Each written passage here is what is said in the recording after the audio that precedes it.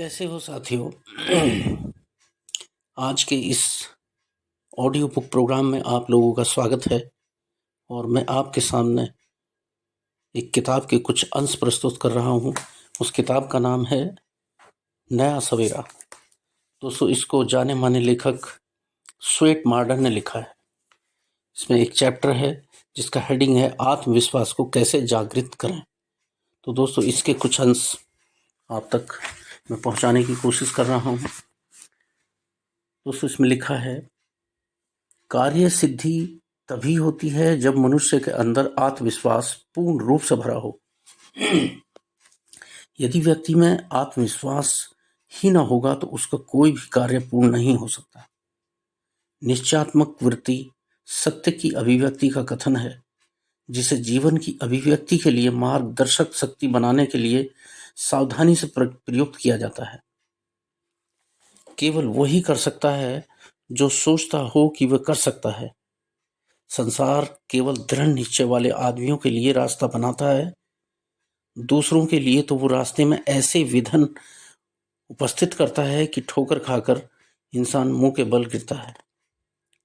Immersion का कथन है, दृढ़ निश्चय और परिश्रम से किसी तारे तक भी पैदल चलकर पहुंचने की संभावना है, परंतु वो लोग कभी अपनी लक्ष्य तक नहीं पहुंचते जो घोंघों की दलदल में परीक्षण करते हैं। विश्वास कार्य सिद्धि का जनक है। इसमें योग्यता को बल मिलता है, वो दुगनी हो जाती है।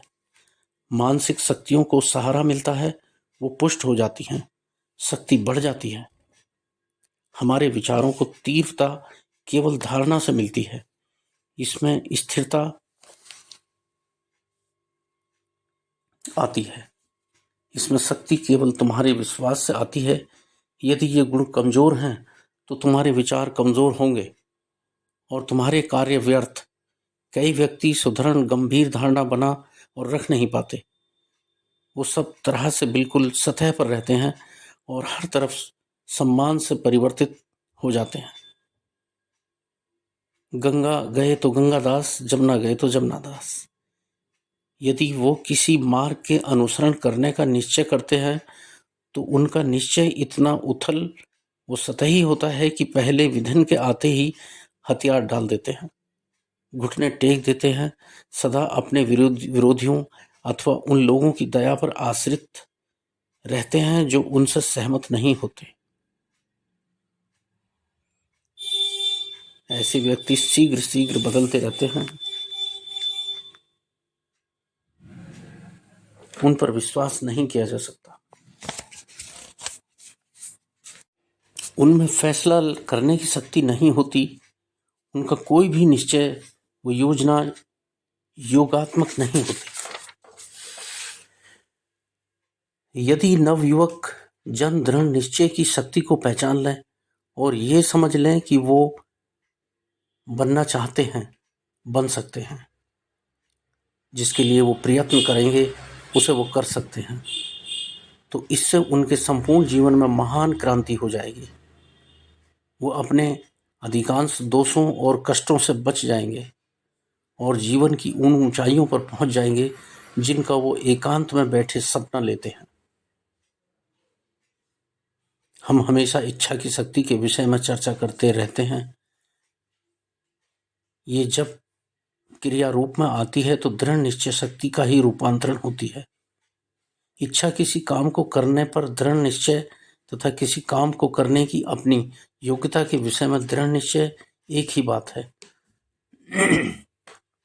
संसार में कोई भी आदमी तब तक कुछ नहीं कर सकता जब तक अपने हाथ में लिए काम के विषय में, उसको करने की अपनी योग्यता के विषय में उसे निश्चय व विश्वास न हो।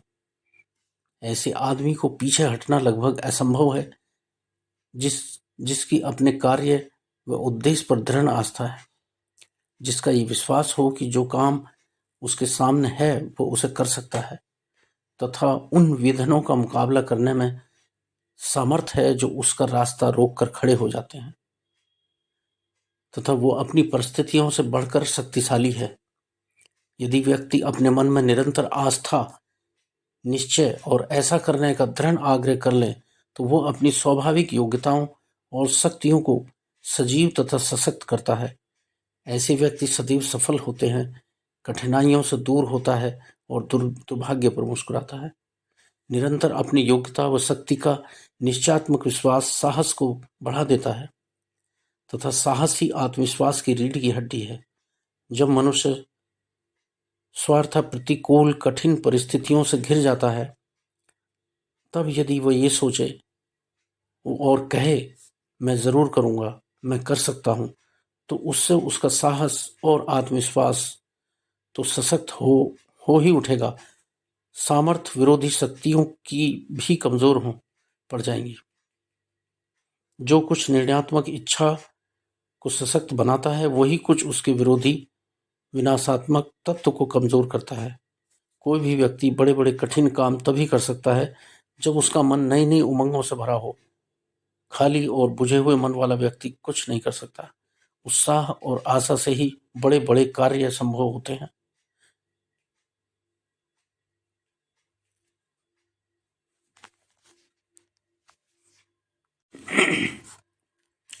जीवन में यदि सफलता प्राप्त करना चाहते हैं तो अपने मन मस्तिष्क में कभी भी ये नहीं सोचना चाहिए कि मैं तो परेशान हो गया हूँ, मेरी तो किस्मत ही खराब है।